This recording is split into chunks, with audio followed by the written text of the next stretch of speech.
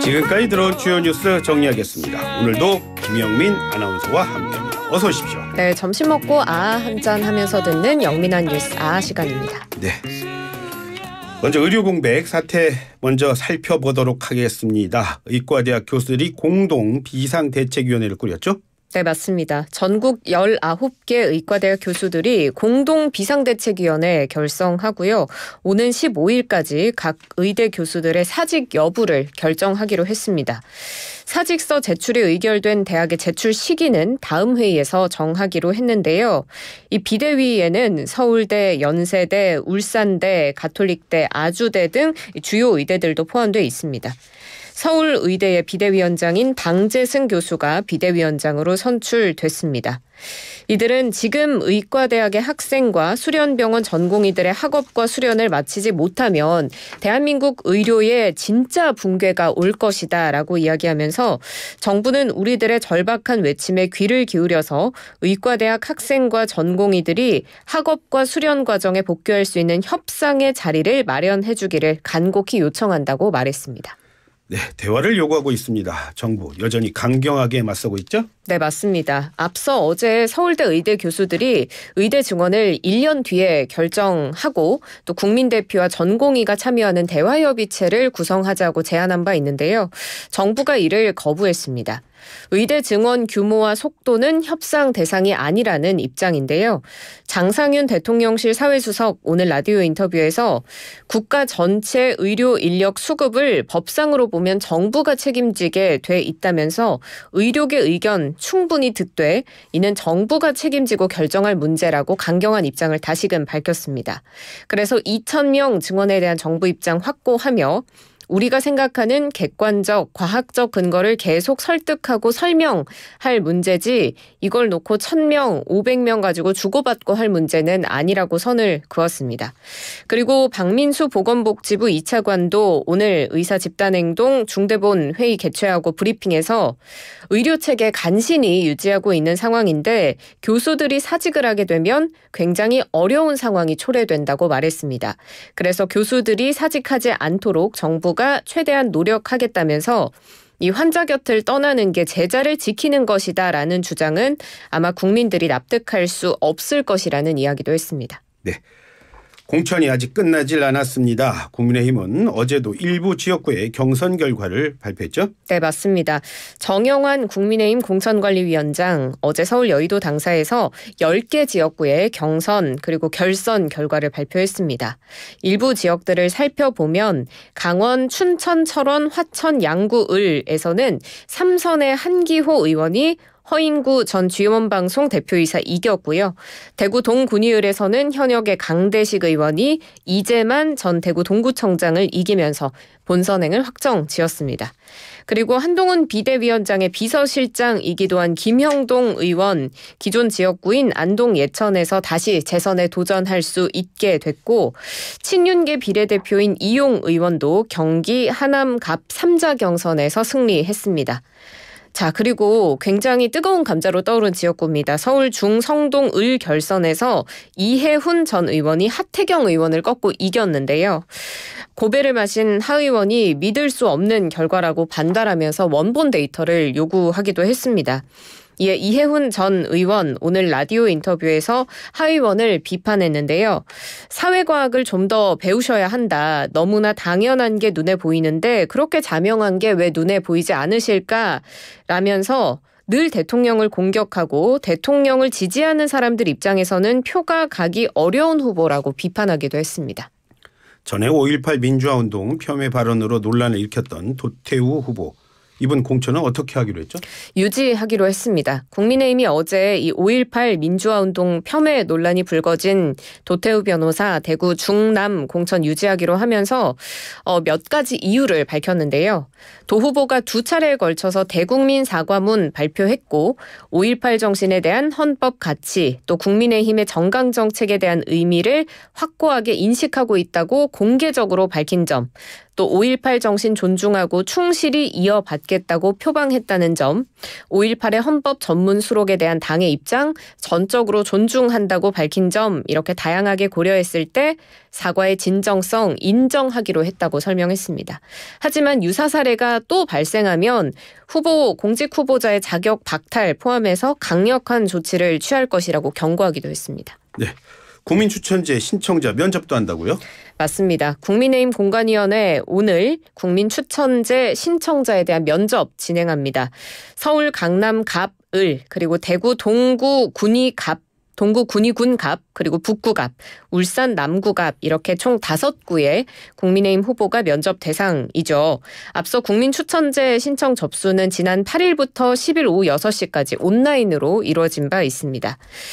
구체적인 면접자 수가 알려지지는 않았는데요. 앞서 정영환 공관위원장이 지원자 수에 대해서 내 기억으로 180명이라고 밝힌 바가 있고 면접 대상은 아마 최종 후보자의 10배수 정도는 돼야 하지 않겠느냐라고 밝힌 바가 있어서 한 50여 명이 면접 대상이 되지 않을까 싶습니다.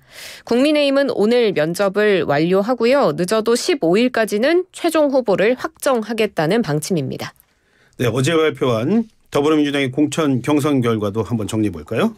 네, 비명 행사 흐름이 여전히 막바지에 이른 지금도 이어지고 있다는 평가가 나옵니다.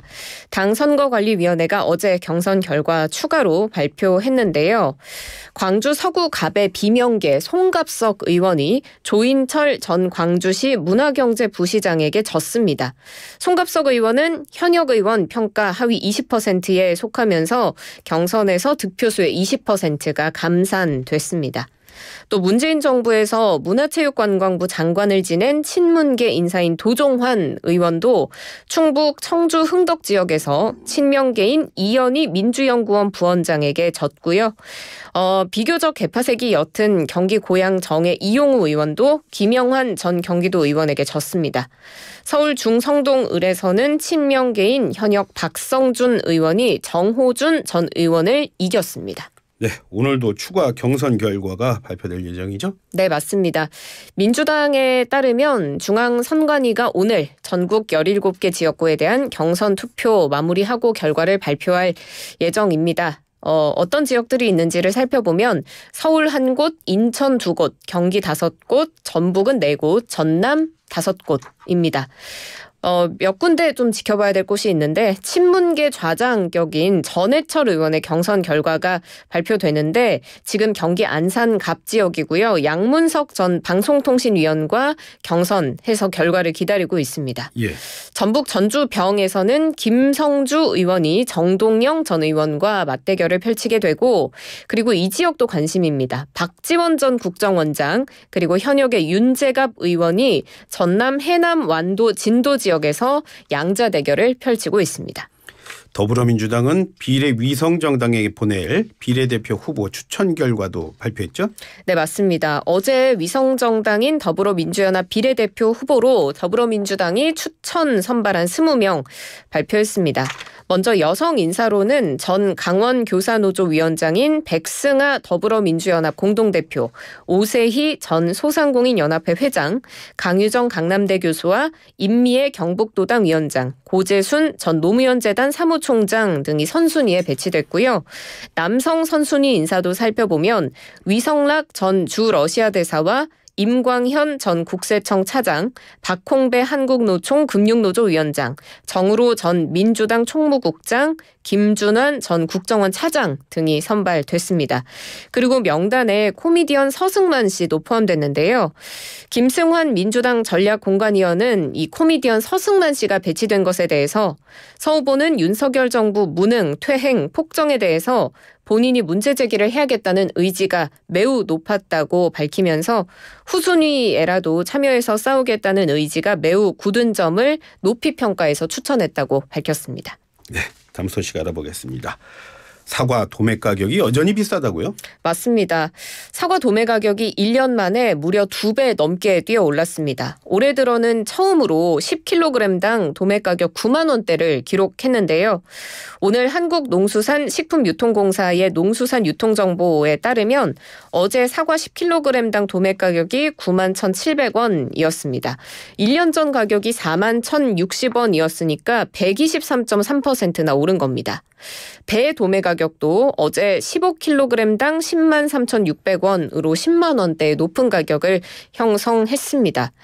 자, 그리고 지난달에 과실물가 상승률을 보면 전체 소비자 물가 상승률과의 격차가 역대 최대를 기록했다는 소식도 들어왔는데 이게 어제 통계청 국가통계포털에 따른 결과입니다. 지난달에 과실물가 상승률이 40.6% 기록해서 소비자 물가 상승률보다 무려 37.5%포인트나 높은 수치를 보였고 이게 과실물가 통계가 잡히기 시작한 시점 이후에 가장 큰 수치였습니다. 그래서 다른 품목에 비해서 과실물가 부담이 컸다고 풀이할 수가 있습니다. 네. 장바구니 부담 이렇게 커지니까 정부가 유통업계에 협조 요청했다고요? 네, 맞습니다. 과일, 채소값이 급등하고 다른 물가들도 굉장히 오르면서 장바구니 부담이 커졌고 정부가 그래서 유통업계에 협조를 요청한 상태입니다.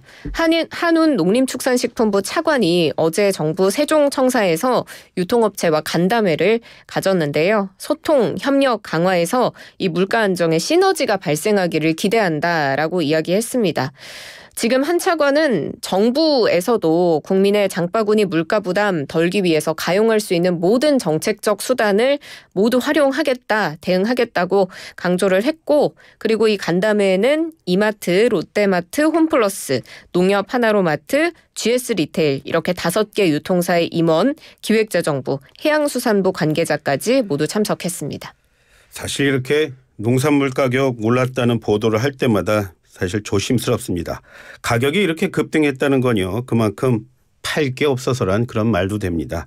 그래서 결국 벌게 될 돈은 농가 평균으로만 따지면 올해나 지난해나 큰 차이가 별로 없습니다. 그래서 우리 농민들이 이런 말하죠. 정부가 좀 나서서 재배와 생산을 안정적으로 유지하게 해주면 올해는 얼마가 들어올지 또 내년에는 얼마를 벌지 그게 예측이 가능해질 거고 그때가 돼서야 아이들 키우는 거 걱정 안 하게 될 거란 얘기를 취재 현장에서요. 저 만난 분들이 정말 많이 하셨습니다. 참고로요. 2해 전인 지난 2022년엔 18kg짜리 사과 컨테이너 한 상자 가격이요. 현지에서 채 3만 원이 되질 않았습니다. 자, 마지막 소식 알아보겠습니다. 일론 머스크가 이끄는 우주기업 스페이스X네요. 자, 이 유인 우주선을 타고 이른바 우주 비행사들이 지구로 돌아왔다고요? 네, 일론 머스크가 이끄는 우주기업 스페이스X의 유인 우주선이 국제우주정거장 ISS에 체류하고 있는 우주비행사 4명을 태우고 지구로 무사히 귀환했습니다. 미 한국운주국 나사가 ISS의 우주비행사 4명을 태운 이 스페이스X의 우주선 캡슐 드래건이 현지 시간 12일 오전 5시 40분 미국 플로리다 북서부 펜사콜라 앞바다에 무사히 착수했다라고 밝혔는데요. 이 프로젝트는 나사와 스페이스X가 협력하는 7번째 ISS 유인 수송 업무 크루7이었습니다. 여기에는 모두 4개의 국가에서 온 우주 비행사들이 프로젝트에 참여를 했고 지난해 8월 26일에 이들이 드래건 캡슐을 타고 지구를 떠나서 ISS에 도착을 했습니다. 6개월이 넘는 197일이라는 시간 동안 이들이 우주에 머물면서 과학실험과 기술 시연 그리고 ISS 설비의 유지 보수 활동을 수행했는데 결과적으로 이 크루7 프로젝트 성공적으로 완료됐다는 소식입니다. 네, 오늘도 수고하셨습니다. 고맙습니다. 고맙습니다. 지금까지 김영민 아나운서와 함께했습니다.